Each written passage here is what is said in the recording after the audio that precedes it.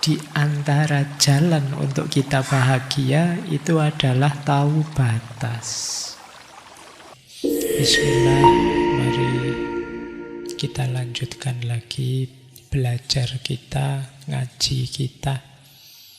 Malam hari ini kita memulai sesi baru. Kita mengambil tema kearifan Jawa. Seperti dulu pernah saya jelaskan, ini semoga teman-teman tidak nganggap saya Pak Faiz Jawa lagi gitu. Bukan apa-apa, karena saya orang Jawa, ngertinya juga tentang Jawa. Saya khawatirnya kalau ngangkat dari daerah yang lain keliru-keliru. Kalau orang Jawa nyebutnya nanti dianggap kemeruh. Kemeruh itu sok tahu. Ya dikit-dikit ada yang pernah saya pelajari, bukunya saya baca, tapi mungkin masih memerlukan waktu untuk mendalami beneran. Nah, sementara yang insya Allah sudah banyak saya baca tentang filsafat Jawa. Makanya ya akhir tahun ini kita mengambil kearifan Jawa, meskipun untuk bulan ini algoritmanya tidak serat-serat atau konsep-konsep batin dan lain sebagainya. Saya mengambil beberapa, kalau orang Jawa menyebutnya pitutur. Jadi yang kalimat-kalimat pendek tapi maknanya dalam. Nah, dari situ terus bulan ini saya angkat 3 tema sekaligus, yaitu tentang filsafat batas, filsafat manusia, dan filsafat cinta, yang diawali dari pitutur. Nah, kebetulan bulan ini juga seperti tadi diumumkan agak beda, kita ngajinya 3 kali. Ya meskipun nanti faktanya sebenarnya 4 kali. Karena tahun baruan nanti ya sedikit-sedikit kita masih bisa ketemu di sini. Kecuali yang 24. Kalau ada yang tanya, kenapa sih Pak kok 24? Yo yang lain libur, masa kita tidak libur? Saya khawatir kena kaidah ini loh. Ngono ya ngono, neng ya ojo ngono. Ya, rajin ya rajin. Tapi ya kalau terlalu rajin juga kan jadinya tidak bagus juga. Kemantepen. Tentang kemantepen ini saya ingat waktu kecil, saya itu suka baca. Buku apa saja saya baca. Sampai ditegur oleh simbah saya. Kowe iki kok moco terus toyo. Nyebutnya bukan moco tapi sinau. Sinau terus itu. Mbok yo dolan-dolan keluar-keluar gitu. Jadi kata beliau, ojo kemantepen. Jadi mantep itu bagus, tapi kalau sudah kemantepen itu beda sudah. Jadi kalau sudah ada keberlebihannya, sesuatu yang semula baik bisa saja jadi tidak baik. Dan itu belakangan saya sadari, karena kalau saya ngertinya hanya dunia buku, pastinya saya tidak akan paham dunia luar. Karena hidup ini ya tidak seideal di buku. Dunia nyata kadang punya logikanya sendiri. Saya ingat satu ketika bapak saya ketika saya lupa ada masalah apa itu yang kayak kalian jadinya agak overthinking, agak murung. Terus bapak saya bilang begini, metu ning dalan tontonan wong liwat. Gak cuma kowe sing duwe masalah. Jadi keluarlah ke jalan, lihat orang di jalan itu, wira-wiri itu semua dengan masalahnya sendiri-sendiri. Lah ngapain semurung itu kalau ada masalah seolah-olah kita orang yang paling malang di dunia ini. Tidak. Banyak orang lain masalahnya lebih besar dari kita. Itu gunanya membaca dunia luar. Kadang-kadang kita itu asik dengan diri kita sendiri, baik senangnya maupun susahnya, sampai lupa bahwa orang lain juga mengalami hal yang sama, termasuk kesedihan. Nah, malam hari ini seputar itu kita akan membahas dengan satu pitutur Jawa yang bagi saya ini filsafat, kalau diurai jadi dalam, yaitu ngono ya ngono ning ojo ngono. Ini saya agak bingung tadi nulisnya gimana, ya pakai O semua apa ada A-nya. Sudahlah, yang penting teman-teman paham ya cara yang dimaksud. Kalau lihat yang bagus sih ojo itu tulisannya aja. Tapi ya yang membacanya ojo. Itu yo-nya itu saya tulis A apa yo yo. Sudahlah yo ya, podo ngerti nih. Kalau kata pepatah Arab itu alim wal alim kafa bil isyarah. Orang pinter dan orang pinter itu cukup dengan isyarat. Tidak harus detail. Dehem saja sudah paham maunya apa. Ya, kita mulai nggih. Bismillah. Kalau diterjemahkan dalam bahasa Indonesia mungkin masih ada yang rooming. Ya, ngono ya ngono, ning aja ngono itu begitu ya begitu. Tapi ya jangan begitu. Ini kalimatnya jadi unik ya. Tapi ini penting menurut saya. Di banyak sesi kan sering saya bilang, di antara jalan untuk kita bahagia itu adalah tahu batas. Bukan berarti tidak boleh, boleh. Tapi kita harus tahu batas kapan berhenti. Kita harus sadar limitnya.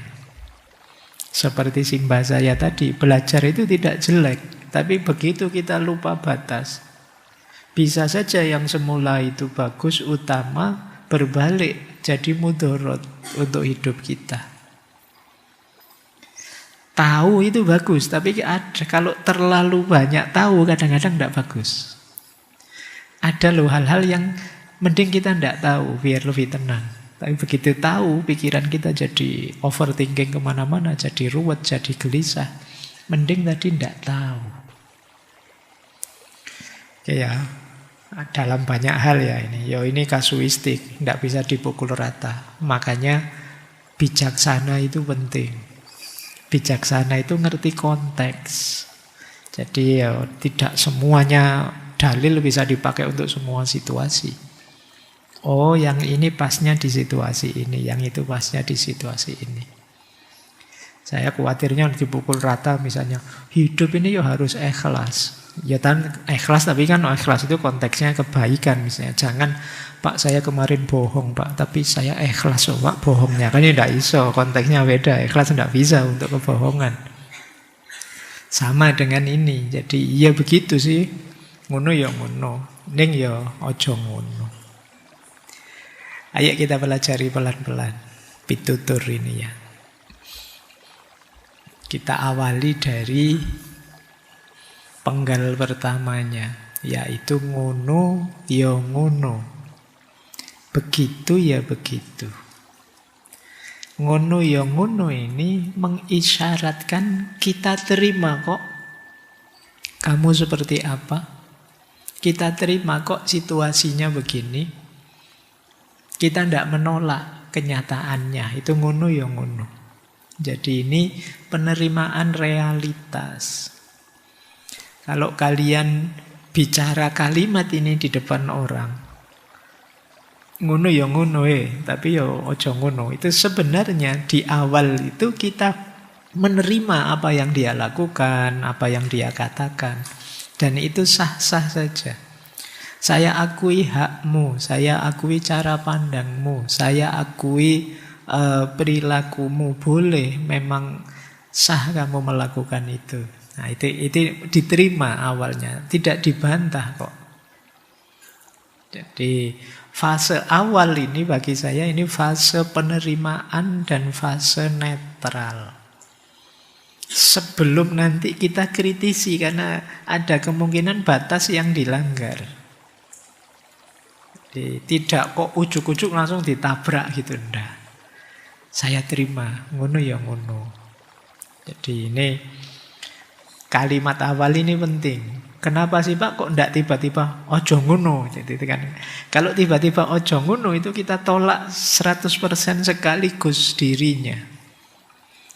Tapi kan sebenarnya ada yang boleh, itu memang hakmu. Hanya saja kamu berlebihan. Kayak Simba saya tadi, boleh kok saya belajar bahkan bagus, tapi begitu berlebihan jadi masalah. Nah, ini penggal pertama. Maknanya penerimaan. Jadi tidak menolak. Aku akui hakmu. Sah kamu melakukan itu. Tapi ning ojo ngono. Ning ojo ngono ini batasan etisnya. Jadi ojo ngono itu menunjuk kamu sudah berlebihan. Ada hal buruk yang mungkin terjadi kalau kamu tidak berhenti. Jadi tindakan yang tadinya sah itu bisa jadi berlanjut jadi tidak etis lagi. Mungkin malah merugikan orang lain. Tidak pantas melakukan itu. Jadi contohnya kamu mau kaya boleh sih, tapi jangan dengan cara korupsi, dengan cara nipu. Jadi kaya itu hakmu, tidak apa-apa. Kalau kamu kerja keras bisa kaya, tidak apa-apa. Ingin pinter juga boleh. Tapi itu yang dimaksud ojo ngono itu, neng ojo ngono itu penggal belakangnya itu batasnya. Jadi di sini berlaku prinsip kewajaran dan keseimbangan. Punya keinginan, punya tujuan itu boleh saja. Tapi tetap cara mencapainya harus benar. Jadi jangan berlebihan. Oke ya. Jadi yang pertama penerimaan, yang kedua baru batasan. Setelah diterima ditunjukkan batasnya. Itulah ngono ya ngono ning ojo ngono. Ini dalam segala hal. Filsafat ini nanti mirip dengan jalan tengahnya Aristoteles, mirip dengan Imam Ghazali, Ibnu Miskaweh yang sebenarnya melanjutkan etik model Aristotelian. Jadi yang tidak ekstrim itulah yang baik. Jadi tidak berlebihan. Saya ngambil contoh banyak tadi ya, saya membayangkan ini sebenarnya sehari-hari sering sekali kita temukan. Termasuk hari ini kita akan ada bencana besar, banjir di mana-mana. Itu bagi saya karena banyak orang lupa ngerem. Sehingga banjirnya tidak cuma banjir air kan, kemarin itu banjir kayu. Itu pasti karena lupa ngeremnya. Tidak dikalkulasi kapan kita harus berhenti. Nah itu banyak contoh saya kasih. Perimbangan ngono ya ngono ning ojo ngono. Antara persetujuan dan teguran. Misalnya kalau dalam politik punya jabatan, mengincar kekuasaan itu boleh sih. Menggunakan kekuasaan itu boleh, tapi tentu saja jangan digunakan untuk yang negatif. Jangan menindas, jangan memperkaya diri, jangan korupsi. Itu ning ojo ngononya. Kalian juga begitu. Ingin belajar, ingin dapat nilai tinggi, ingin lulus tercepat, terbaik, sah. Tapi jangan dengan cara nyontek saja. Tapi jangan minta jasanya ChatGPT terus. Tapi gitu loh. Itu ning ojo ngono. Ada batasnya. Oke.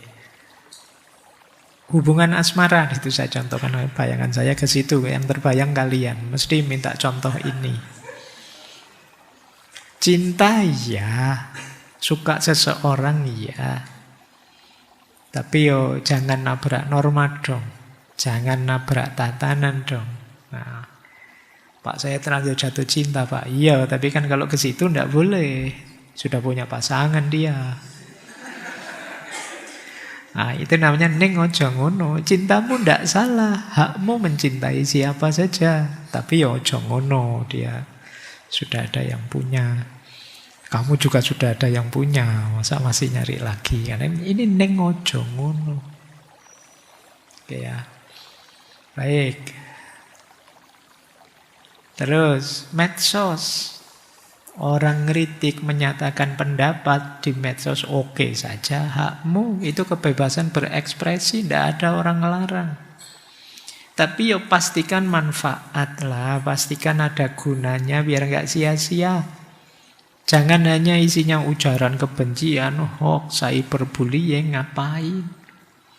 Buang tenaga, buang energi. Tidak mentang-mentang bebas berekspresi terus kita lupa batas. Jadi kan sering itu kan ada kasus semacam ini. Apa pelecehan, pencemaran nama baik dan lain sebagainya. Dulu ada ramai sekali kasus itu. Di barat orang bikin kartun nabi secara melecehkan. Alasannya kebebasan berekspresi. Alasannya hak. Itu dia hanya sampai ngono ya ngono, belum nyampe ning aja ngono. Jadi belum sampai pemahaman tentang batas. Kebebasanmu berekspresi itu tentu saja terbatasi juga oleh kebebasan orang lain, termasuk kebebasan orang lain beragama. Tidak bisa kamu sembarangan, kan hak saya mau bikin, iya sih. Tapi ya kalau kamu nabrak orang lain, tentu saja orang lainnya marah. Nanti kalau dia balas, kamu juga jangan marah. Dia kebebasan berekspresi juga nanti balasnya. Nah, itu contohnya. Ngono ya ngono, neng ojo ngono. Termasuk saingan bisnis, gaya hidup tertentu. Jadi, iya sih, gaya itu hakmu. Tapi yo jangan sampai ganggu ketertiban orang lain. Pak saya boleh nggak Pak ngaji pakai celana dalam saja? Kan hak saya. Kan itu iya sih hakmu. Tapi yo selain menyusahkan orang lain apa ndak masuk angin kamu di sini. Ini masjidnya banyak AC-nya sekarang. Ya jadi iya kamu bisa berkostum apa saja. Cuma kan ya ning ojo ngono. Gaya hidup yang manapun. Jadi ning ojo ngono. Jangan sampai ada mudorot dari yang baik-baik yang kamu lakukan. Oke ya, semoga sudah mulai tergambar. Maksudnya ngono ya ngono, ning ojo ngono. Mengapa begitu? Sekarang kita belajar filosofi di balik. Lebihnya mohon maaf. Wallahul muwaffiq.